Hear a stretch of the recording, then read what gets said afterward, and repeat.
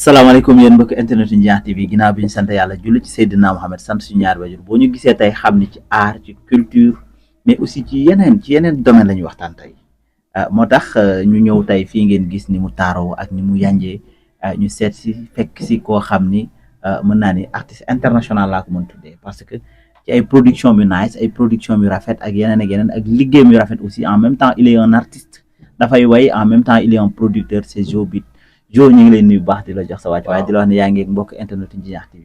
waaw maa ngi lay fay di fay waa Ndiakh TV yëpp di leen siyaar di leen màggal di leen bëggee di wax ni dal leen jàmm si bërëb bi ñu nekk muy LZK nekk suñu studio mu nekk tamit sa yëf ndax dañ ko bokk en tant que acteur culturel di dalal tamit ñëpp ñoo xam te ne ñu ngi scotché di seetaan man la Jo seen frère seen rakk depuis Kër Massar depuis Almaris depuis Guédiawaye xam nga man ñetti koñ laa am. moo tax su ma ñëwee fa mu nuyu waa koñ yooyu. faa mu yaatu quoi voilà.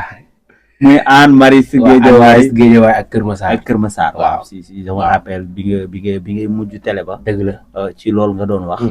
ci boobu yaakaar naa yéen waa Guédiawaye yéen a amoon événement. waaw dëgg la Guédiawaye dañu amoon événement effectivement dëgg la man ma jàppoon sax Guédiawaye nga dëkk mais tey bi ñu waxtaanee nga ni ma xaw ma yaa ngi ñu wax vraiment.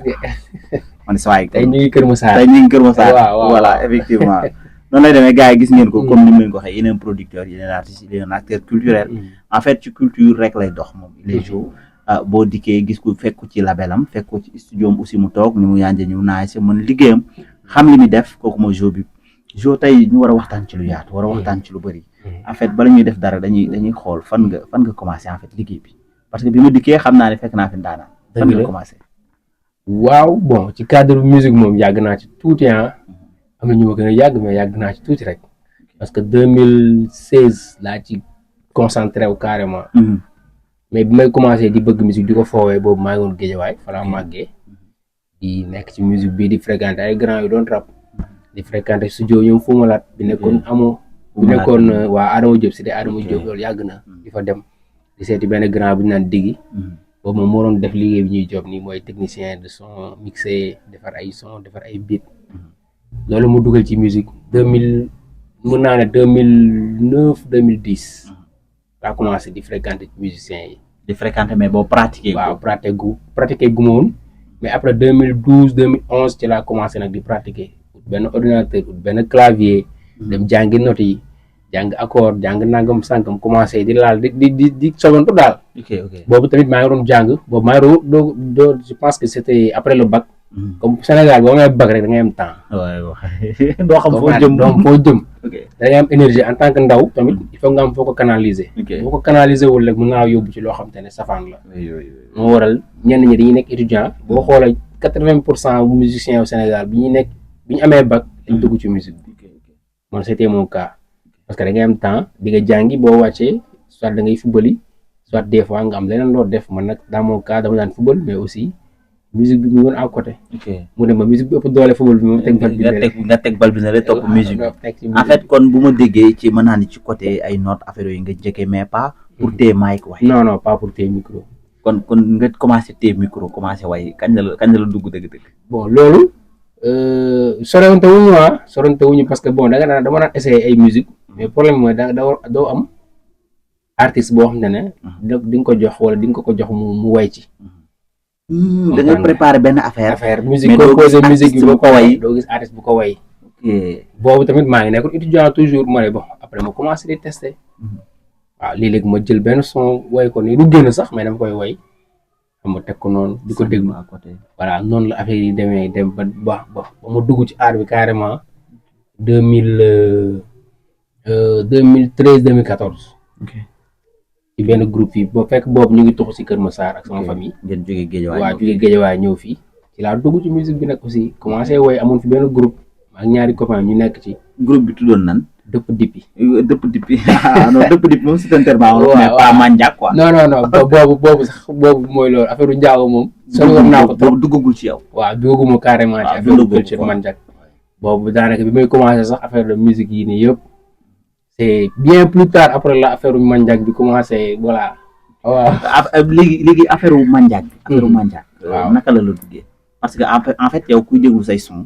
man jot naa déglu sa quelques sons. sa sound gis naa ni ngay liggéey en même temps ni ngay solo rawatina booy dem ci yenn événement yi waaw ba sa studio sax ku fi dugg waaw da ngay xam ne kii ni il est Mandiack kañ la dugg parce que duggoon nga ci aar mais dundoo ko woon xam nga ay dëpp dippi si waaw dëpp depuis jamono yi rap la jamono ñu ngi rap loolu olof la waaw mais waaw xam nga non mais man nag sama musique boo xoolee li ci ëpp wolof la waaw mais léegi lay doog a nekk affaire de Mandiack affaire de teewal sa askan parce que dañ ne kuy wàlliyaane daa fekk sa dëkk tëggul waaw dëgg la léegi nag bu ma demee ba commencé en tant que parce que tamit ñun fi lañ màggee fi lañ juddoo man fi laa juddoo fi laa màggee li ma booleeg cosaan amaana mooy li paa bi def si kër gi la mooy ñuy làq njaago ku làq beneen làq burul njaago gaa yi taal sa lax bi tuuti nga donc loolu day dem ba après finalement dama daan gis ay affaires yoo xam ne dama gis ni lii dafa am solo ci njaago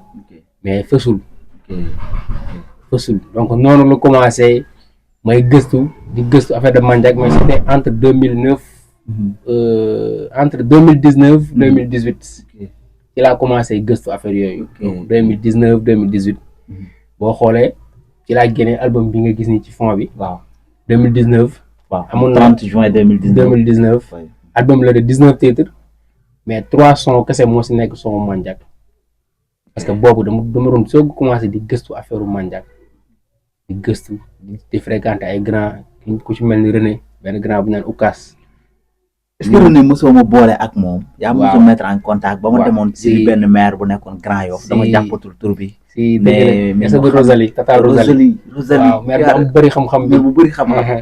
si parce que boobu yaa ngi doon nga am affaire cosaan bu bëggoon. merci beaucoup Mandiack waaw René nag tey mun naa ne moo yor brassaaru culture bi Dakar bon am na ñeneen quoi mais maanaam tey ku bëgg affaire cosaan dëgg culture Mandiack waaw. mais René faaw ñu def émission man ak moom non yoon la grand boobu bagage la après bi ma génnewee album bi ci la ma ne non yow il faut nga commencer def ay son Mandiack affaire yooyu ma ne ko non pourtant def naa ñetti son mu déglu ko affaire yooyu mais xam nga dara si encouragé quoi da nga xam ni moom il a une chose boo xam ne boo ko jegewee rek dala koy wàll effectivement noonu la def ba wàllu ñu nag bëgg amouru culture Mandiack bi bon fréquenté ñu bu baax a baax mais à travers samay projet su may job dama koy envoyé même balaa muy pare sax dinaa ko yónnee WhatsApp mu déglu wax ma avis wala mu corriger ma si bind bi parce que moo ñu gën a dégg moo ñu gën a dégg làq bi mais après yooyu noonu yëpp dafa dem ba ñu koy parce que nit ki moom booy entraîné bu yàggee da ngay taxaw mais est-ce que sa mbokk yi liggéey waay yow ñu ngi koy cons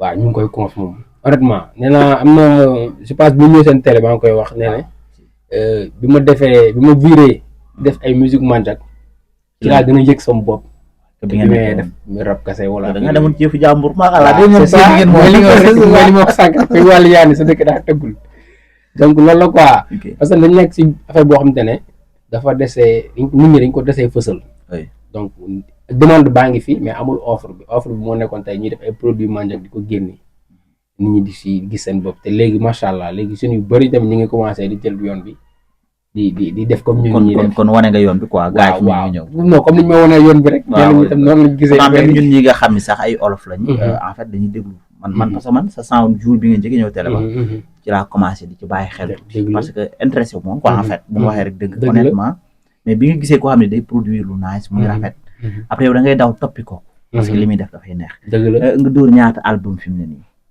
waa bëreegul de amagum naa 4 normalement yu génn bu pare te album bu ne ñaata son la ci biir bu njëkk bi moo amul 19 bu mujj bi mi ngi am 12 beneen bi 8 la beneen bi aussi 6 ça vraiment daanaan waaw am na nag yu ndaw ay album yu ndaw ay single yu ndaw waaw ay EP la quoi ay album yu ndaw la yu 6 titres yooyu tamit génn na si diggante booy boole ko ci rek en fait waaw boo xoolee loolu lépp boo ko boolee day nekk ay ñaari HLV yi 4 album yi day nekk 6 album waaw day 6 album si diggante 2019 ba 2026 waaw ba 2026 vraiment loolu cuune du ko waaw loolu daanaan mën loolu ak góorgóorlu quoi waaw da ngay ñefe rek affaire yi gam la léegi ñu ñëwaat ci biir label bi parce que sûrement am na artistes yu mas a jaar ci yow yoo xam ne mas nga liggéey ak ñoom naka la demee loolu waaw fii nag bu may soog a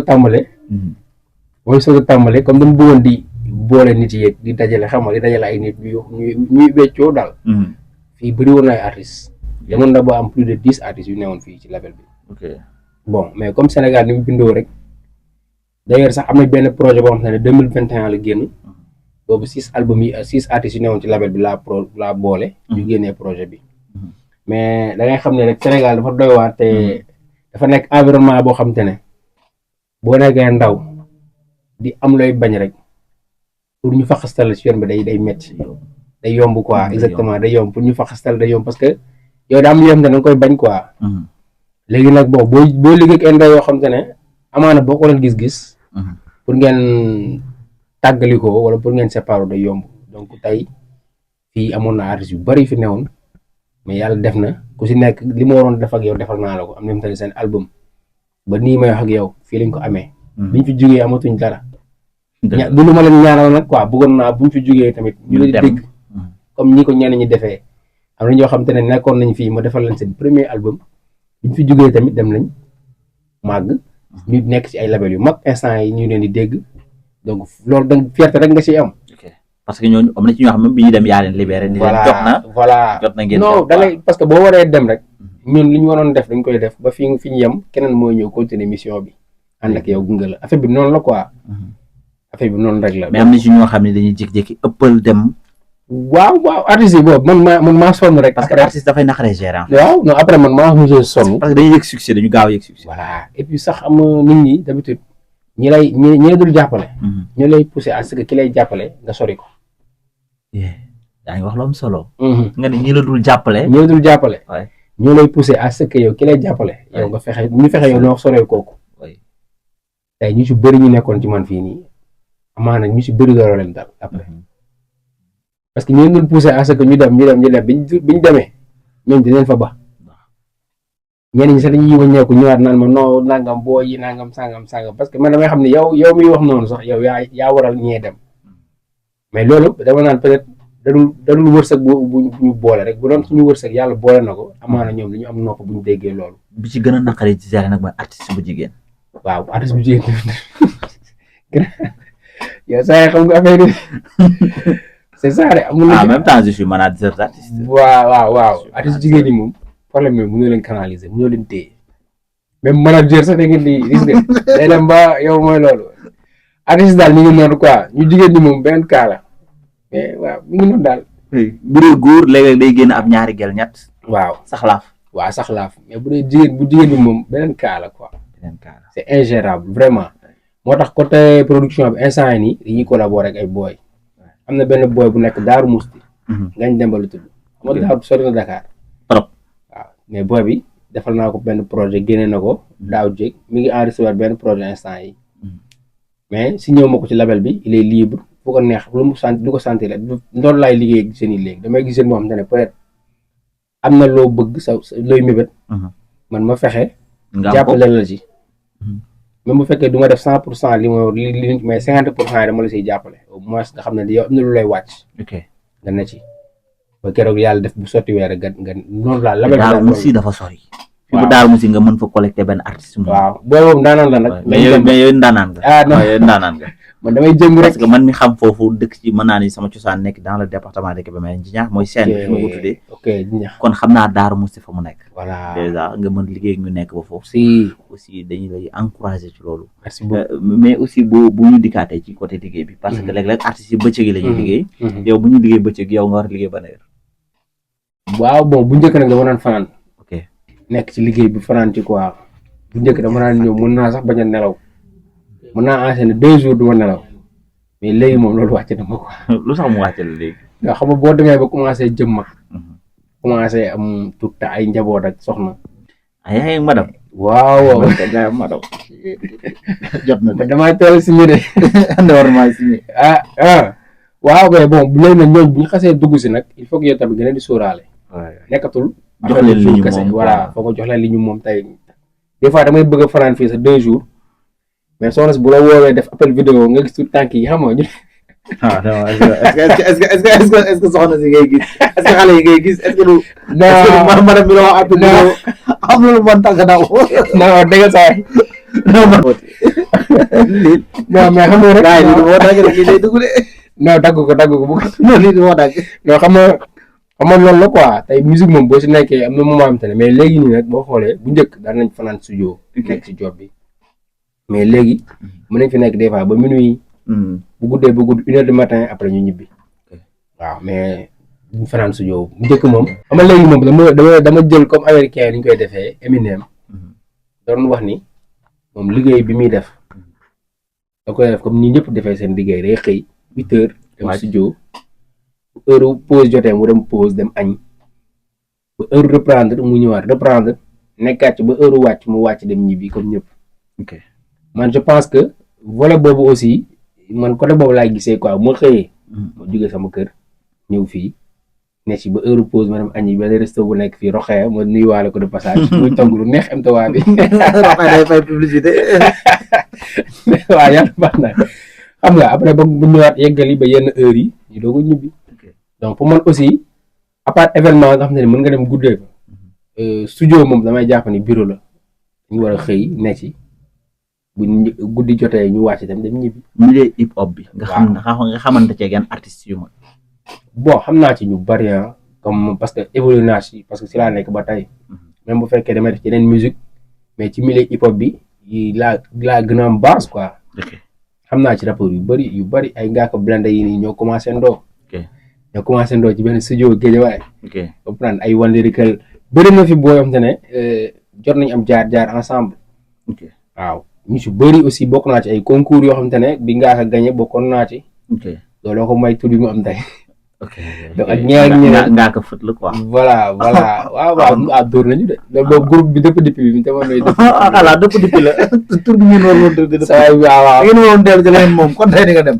dëgg la xam nga dëpp dippi nga ko moom. affaire olof nga ko moom dëpp. waaw mais xam nga hip hop Galsen bu ñu nee hip hop moom ñëpp ay jaxasoo xam nga tey dip mi ngi nii ci rap Galsen bi. waay njaago la mais te mi ngi bëgg a rey gars yi. dip mi ngi bëgg a rey bu waxee gars yi moom kii yaa ko wax de. yaa ko wax de. non mi ngi bëgg a rey gars yi dip moo ne ci kaw instant kon Ngaaka moo mën ay Ngaaka ay dip moo mën ay Ngaaka ay ñeneen.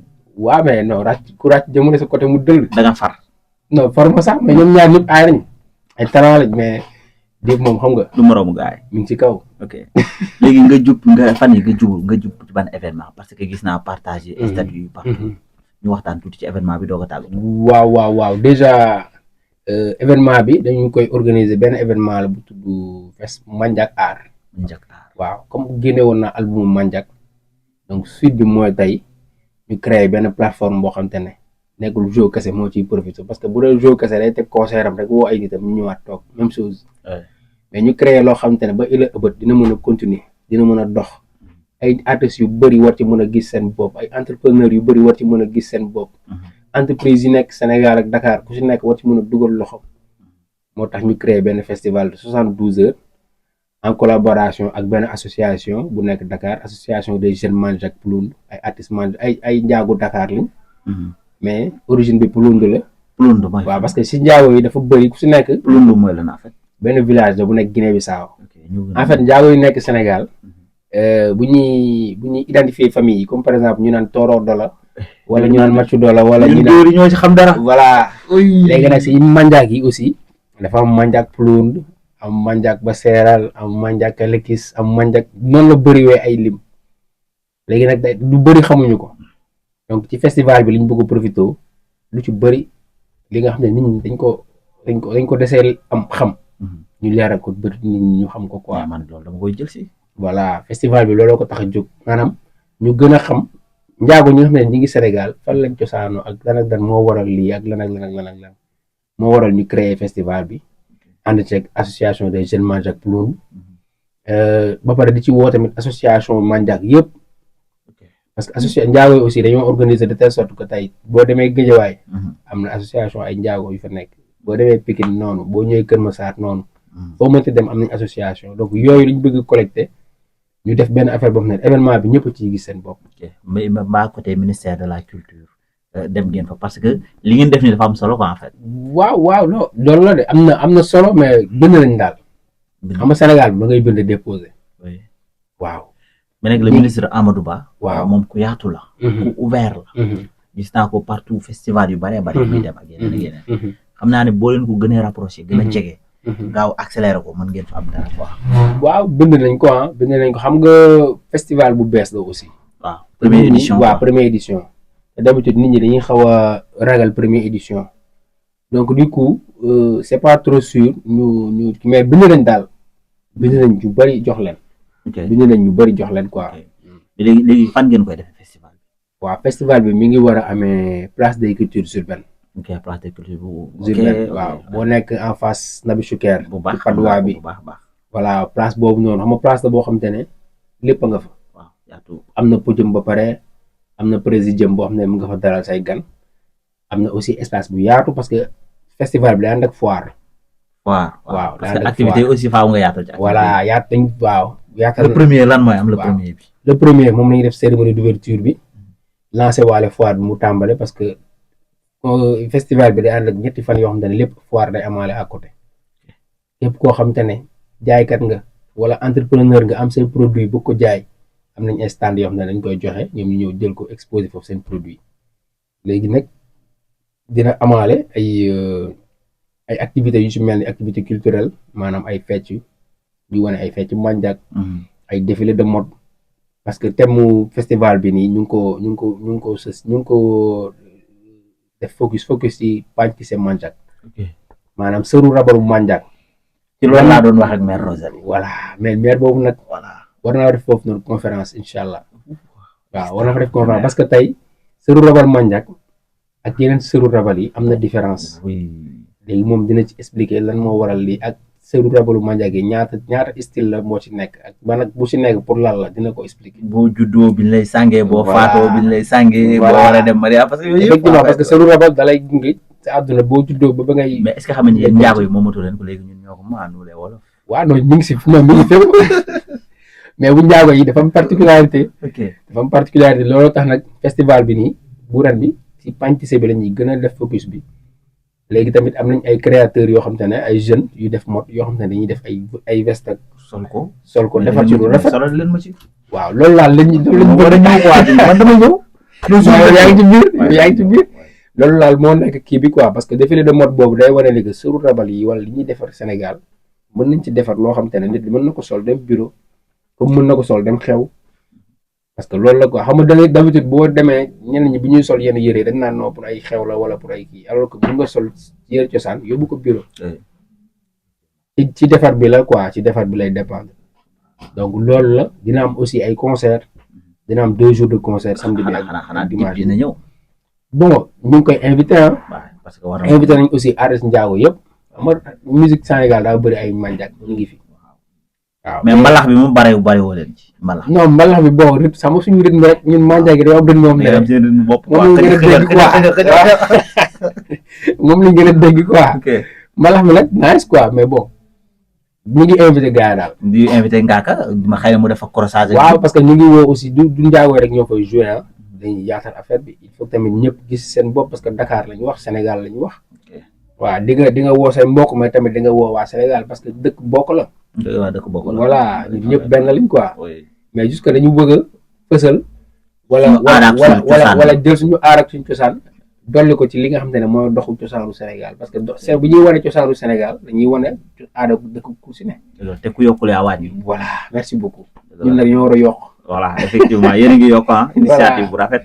kon nga gën a rappelé waat événement bi gën a beesalaat événement bi gars yi gën ko bàyyi xel. waaw doog a tàggatoo. événement bi le 1er la le 2 ak le 3 mai à la place des cultures urbaines de Dakar moo nekk en face Nabi Choucair ci Grand Yoff fu waaye mën na jógee am na oto bu la fa mën a yóbbu boo ñëwee heure boo paree di nga mën a dem ñun chaque jour avant minuit nañ pare 3 jours lay nekk le 1er mooy cérémonie bi ak lancement bi le 2 mooy nekk journée manjak bi ñuy def wane suñu lekk yeeg wane cosaanu manjak yeeg yooyu noonu yëpp dina maale concert aussi concert de musique.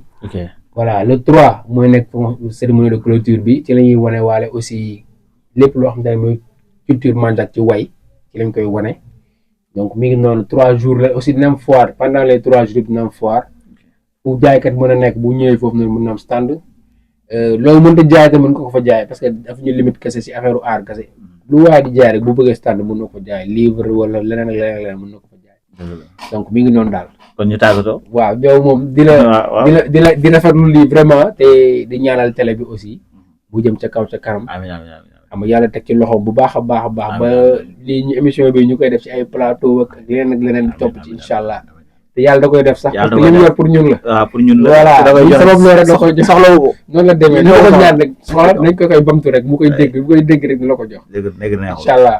jaa ngeen jëf merci beaucoup di leen wax ni Zo-Bib ngeen amoon ci suñu émission man fu ne lay dem fu ne lay dugg. kenn ku ne la ngay liggéey kenn ku ne la ngay def dama lay fekk si ba foo ko soxlaa noo ko bëggee ma def ko yow Pape Thiam Mbaye ngeen amoon ci micro bi mais aussi ci caméra bi mais aussi ci montage bi ci réalisation bi lépp man la gars yi jaa ngeen jëf merci.